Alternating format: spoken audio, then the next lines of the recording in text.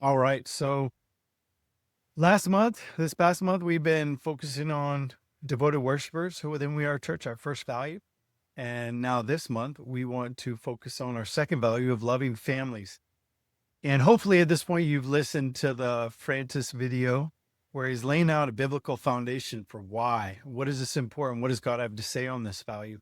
And then in this video, Rob and I were hoping to just spend some time sharing with We Are Church, but especially with the leaders of We Are Church in regard to what does this look like lived out practically? Not that we have all the answers or doing that perfectly, but it's just important for us to think through what are the implications, because it could easily just stay up in the clouds and go, yeah, we're loving families, and yes, we love that. Yes, we're about that, in an idealistic sort of way. But how do we functionally walk that out, and how do we as leaders in the church help people grow in that? I was thinking about as we're preparing for this, I was thinking about a time where, prior to being at We Are Church, I was working for a church and was really starting to wrestle through a lot of these things in regard to the church and how we're called to be family.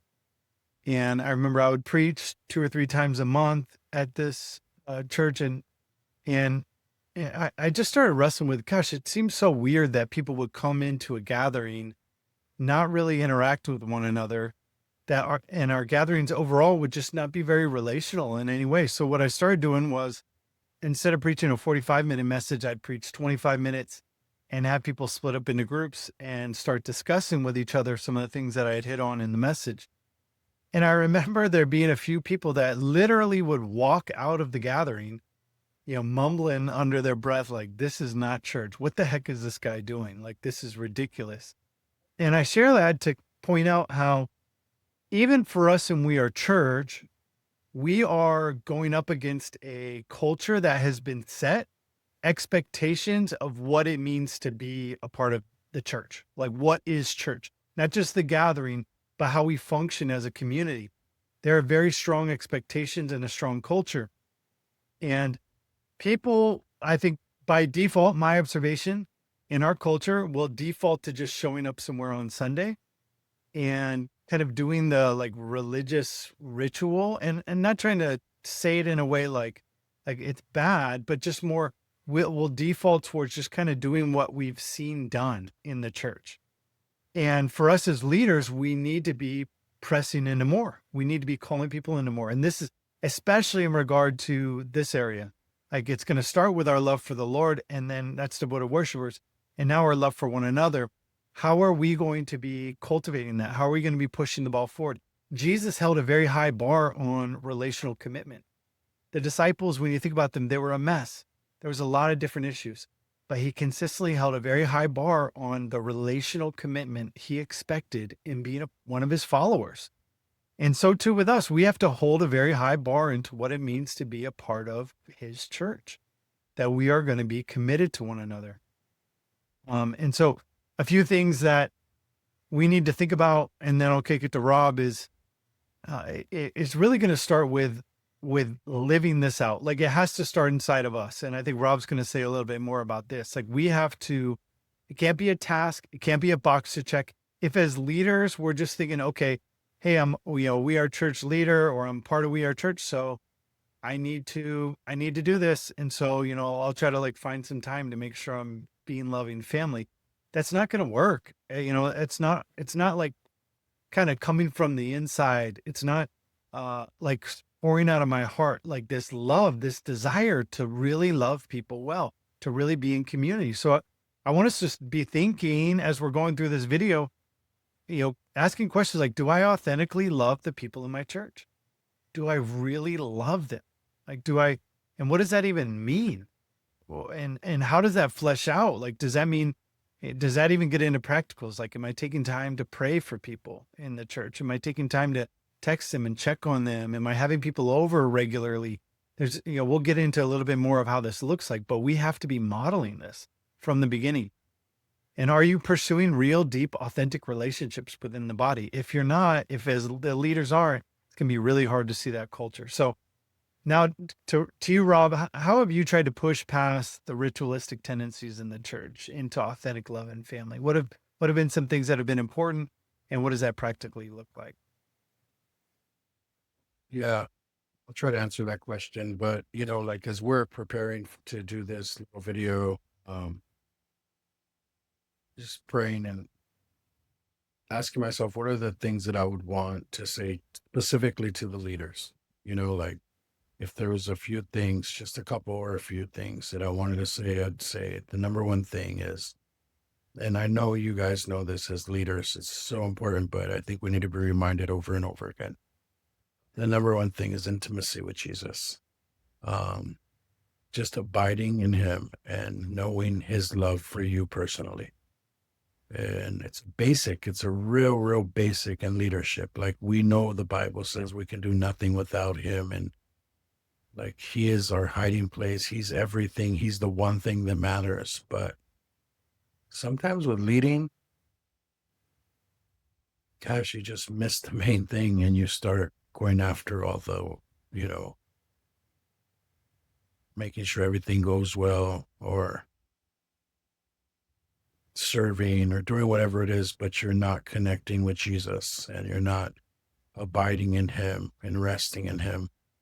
I remember when we're last year, I think, or earlier this year, maybe we're going through that Ephesians series. And when it got to chapter 3, where Paul says, "For this reason I bend my knee before the Father, from whom every family in heaven and earth derives its name, that he would grant you according to the riches of his glory to be strengthened with power of his spirit in the inner self, so that Christ may dwell in your hearts of faith, and that you, being rooted and grounded in love, may be able to comprehend with all the saints what is the width and the length and the height and the depth, and to know the love of Christ, which surpasses knowledge, that you may be filled to the fullness of God."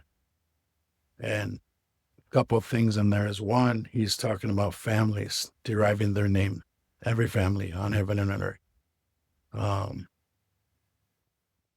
family, like we're talking about loving one another. And then he says, I want you to be rooted and grounded in his love. I want you to be able to comprehend, like, understand this love and to walk in the fullness of God by being rooted and grounded in his love. And so when we went through this and they were teaching this, it was like, man, how do I be filled with the fullness of God? It's by knowing his love. And I think for sometimes leaders, it's just we miss it. We miss it. And I just this foundational, basic thing that we have to be rooted and grounded in his love. We have to be believing it for ourselves before we can give it or believe it for anybody else. It has to be real for us. So I would like challenge you guys as leaders and even myself, you know, is that real for me? Do I just love him and enjoy being with him and spending time with him? Have I just existed with him? Not been with him, but just existed with him. And so examining self and not like in a way to say condemning or anything like that, but the Lord is calling you deeper into relationship. Always there's more. Always there's more. So I would say that was the number one thing that I felt like it is, I would say, the guard, not a guard. It's like the thing that keeps you from um, going astray or even doing ministry in the wrong way or shepherding without love. It's being rooted and grounded in his love and knowing his love for you. So that's number one. And the second thing I would say would be, if there's anything I would say for leaders that's really helped me to be rooted and grounded in God's love and to love one another, is it's been modeled for me. It wasn't just like you can't expect to watch these videos and be like, wow, okay, we went through the videos. Now they got it. They know what like loving families is. And now we move on to the next value. This is one of those values that has to be modeled. And God's grace, man. I came into relationships with people here, well, actually in SF, that were I don't know. I really believe it's God's grace because everybody gets busy, but they at that time were able to model things for me that I have not seen in a healthy way before, not even in my biological family, not even in the gang life, not even uh, anywhere in my life. And I seen a different type of love and devotion to one another and to Christ that it showed me how. It showed me how. It gave me an example. Some of you guys might have heard the story of that guy Vicente in my life. I named my son after him because he modeled Christ for me. He showed me things about Christ that he didn't just tell me. So being willing to model is super important as a leader. I'd say that's the second thing I would want to say. And then the last thing, oh, this one, this is probably not like up there with those first two, but just thinking about how many people do you have the capacity to do this with? And in other words, when you look at Jesus's life, you see that he loved everybody, and the Holy Spirit gives us this love that we're able to love everyone. But he was really intentional with the few people. You know, he had his 12, but you guys all know he went deep with the three. And even with those three, there was one where he referred to himself as the beloved, like the one that he loves. And I mean, that's it right there, right? Saying, wow, I am the one that he loves. I'm with them. But going deep with just a few people and knowing that, you know, for maybe the first couple of years, there was a couple guys that I went really deep with in We Are Church, and they poured into my life. And then the next couple of years, there was a few other guys, and then I was pouring into their lives, and then still having people pour into my life, deep relationships. But there was always just a few people that I knew that season of life was, I was supposed to go all in with them. And I loved all of the church and loved the people, but I was intentional with my time and my commitment and my accessibility, like how much they can come into my life at any time. And I try to do that with people because that's what was done with me. I know that I only have so much capacity with, you know, 5 kids in my house right now, my wife and work and everything else. So I'm intentional. Like, where does my time go? And who am I going deep with in that season? So again, first thing, make sure the love of God is real for you and you're abiding in it and working from there. Second thing, model that. Make room to be an example to the flock as a leader. And then the third thing was, remember, you have a capacity. You're bound by space and time. So be intentional with where you invest your time as a leader and who you spend it with. It's good. Yeah, and as you're sharing, Rob, I think about um, it takes a lot of intentionality to do these things. So thinking about our lives, like right now, hopefully, as you're going through this video, for people listening, just starting to think through, okay, what are ways I can be intentionally modeling this to others? Who are people I can be intentionally pursuing this with? How can, if you're a leader in We Are Church, to be thinking about who can I be pairing up with who and asking them to be intentional with one another? Like that's something that regularly I've seen we need to do in the church is to say, hey, Bill, could you really try to be intentional with meeting up with Joey over here? And hey, or to my wife, like, hey, how is it going with the women? Are they all meeting up? Right. And, a lot of you guys know that, the churches I'm at and a lot of We Are churches in the Bay Area do discipleship groups where everybody's meeting up consistently. But also like what we want to push for is authentic relationships outside of that. So I know like a couple practical things I could share and then see if Rob, you have any practical either stories or advice on that. Um, when somebody throws out there like, hey, we're going to have people over if they want to on Saturday. And like, if I, unless I have a commitment that I can't break to try to do that, to try to go, like if somebody in the church is like trying to take a step of building community, like that's happened a few times recently where people in the body here in Cleveland have been like, hey, if anybody wants to come, we're going to do this thing. And then I, look at my wife and we talk and say, hey, can we get there? Can we do that? Because that would be a priority. the priority to try to be committed in that way, and to try to encourage those who are taking steps of cultivating like authentic spaces of community outside of just like church functions. That's important. It's important to invite people into our lives. So having people over for dinner, or if we're doing something like, recently somebody gave us season passes to an amusement park. And so whenever we go, we throw it out to the church like, hey, does anybody want to go? And like a few other people have gotten season passes now, and then they come with us. So we want to take our kids to the park and have fun, but trying to like reprogram to go, okay, who can I invite into this? Like, let me not just do that. Like, there's certain things that might be harder to invite people into. Like, if we're going like, sometimes vacations you can bring people into. Sometimes it's like, oh, we're going to see the grandparents. It might not fit, but like normal, trying to like create a rhythm of inviting people into life. That's like huge in cultivating loving relationships. Rob, what are other things you would add as far as just like very practically things that you found helpful, important, or maybe even challenges too?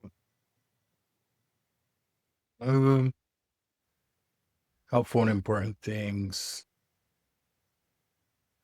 One helpful thing with the couple of people that I had seasons of life with that are really just family to me, it will always be family, um, is living together. I know that's not for everybody, and not everybody can do that. But again, grace for us was that we had the opportunity to live with like Matt Chan for a couple years and to co-pastor with him for 4 years.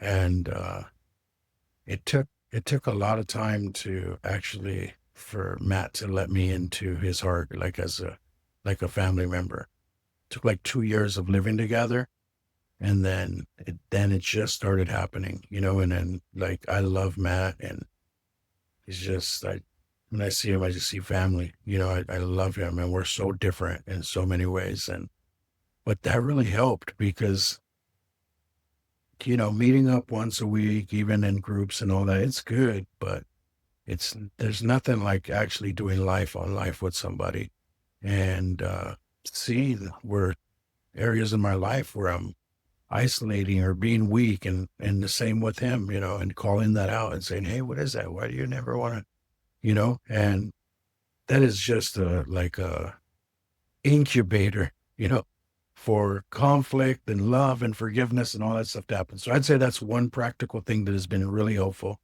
And again, I know that's not realistic for everybody, but I mean, renting somebody a room even helps lower the cost of living sometimes. So you just think like, man, if I really care about this person who want to spend the season of my life, 2 years, 3 years, whatever it is, going to, what better way than to live together? I'd say some of the challenges to do this is, you know, there's a lot of hurt that comes with it. And sometimes you do that, you let people into your life and they end up, as pastor or leader, they end up kind of turning on you and like being destructive in their life and blaming you for it. And a lot of critique comes, bad critique, hard critique. And sometimes it's true, but it just wears on you sometimes. It's hurtful, so it makes you want to not open up and wants to keep people at bay or kind of shallow relationships. Then that's the temptation because it gets hard. It's reality. Pastoring is hard. Leading is hard because everybody has something to say, and there's not always a lot of grace with leaders. So I say that's one of the hard things. But again, being with the Lord like regularly every day, as you not just like pray, but sit with Him and listen, and He shows you areas in your life that He wants to change and help you grow and love more, and you give it to Him, and it's a beautiful process. So I'd say that's one of the challenging parts. Is it is hard. It can be discouraging. Having other leaders to talk to is really helpful. There's people out in the world and country that are trying this by themselves, and for us, like here, we're a church, we're super blessed that there's other pastors and leaders that you can talk to and say, man, this has been hard. Have you gone through anything like this? And that's a real, like, I'd say a gem. Like it's beautiful to have that. Because not everybody has that. So, you know, appreciate it. Don't take it for granted. But anyways, yeah, that's it. Yep.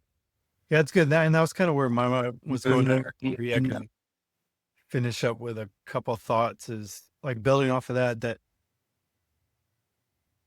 it is the love of Christ is what led him to the cross, right? And so it because he loved, it led him to sacrifice. And that is a large part of what we're called to. And so it could sound great, like, yeah, man, love people and build authentic, loving community. And like, man, that sounds awesome. But then it's easy to get a little bit thrown off when it starts to get messy and when people are upset or when challenges happen or somebody's infighting. And yeah, like you're talking about, Rob, when they start blaming you and it's like, man, I've faithfully tried to love you. And that's where it can hurt. And I think there is a tendency to pull back. I think that's where a lot of people, especially, I mean, just to be real, there are a good number of people that will come into the home church space because they've been hurt in previous spaces. Maybe they left the church for a while. That's some of what we're experiencing here in Cleveland, where there's people that maybe left the church and now they're coming back in, they're giving it a shot. And so love and authenticity can be a little bit scary and there could be some flare ups. And so your role as a leader is to love people through that. And you're really functioning as a spiritual parent where, kids are fighting. And as a parent, you have to have the maturity and the patience and the love and the strength to be able to handle that situation well and to keep the family intact and to, not let it spiral out of control. And so that's part of what we're called to in love. But like Rob's saying, you're going to get hurt. Like if you're choosing to lead in the church and to love people, and not just lead in the sense of preaching sermons, right? Where a lot of people, when they think about leadership in the church, they're thinking about kind of overseeing programs, running things, preaching. But if you're going to be a spiritual parent and really love people, you're going to get hurt. And, my kids hurt me all the time. Like, like it's like, oh, just, oh, I'm trying to cuddle with them. They're like, no, I don't want to. And it's like, oh, why? Like, I've done so much for you. Come on, let me cuddle with you. Right. But it's just like a constant thing. And that's part of being a parent is you're going to get hurt. Um, last thought, and I'll see if Rob had any others, is just a couple of cautions when we think about cultivating loving family. One, we want to pursue this while also being mindful that we don't become so inward that we aren't engaging with the lost or with believers in other churches. And when we get just so inward, right, we could be pursuing, hey, we want to be loving family. But when it gets so insular, it can get a little bit weird, even almost a little bit cultish if we're not like actually still having relationships with people who are lost and people who are outside of our own local church community. We're partnering with other ministries. Like that's important to still encourage people to be connected with other churches. So we don't want We Are Church to get super insular where we don't connect with anybody else. That can be a little bit weird. And then the other thing too is we want to make sure as we're cultivating loving family that doesn't mean we're going into like trying to do control. Sometimes it can get weird in a house church context, or really, I mean, it's not even just house church context, but in the church, when we're trying to be very intentional with one another, it can start to get a little bit weird where we start trying to control people or dictate things in their lives and so just to be mindful of that, be very careful that we're not doing that it's like authentic love and functioning like family. And just, being careful of some of the pitfalls.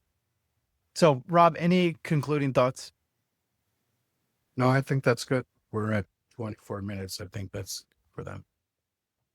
Okay, well, great. Well, so coming out of this, one question we had was just what are the areas where you feel like you aren't quite there? And to reflect on that, pray on that. And how can you be, like Rob said, pursuing intimacy with the Lord, receiving your love from Him, and then pursuing real, authentic, loving relationships within the body? That's good.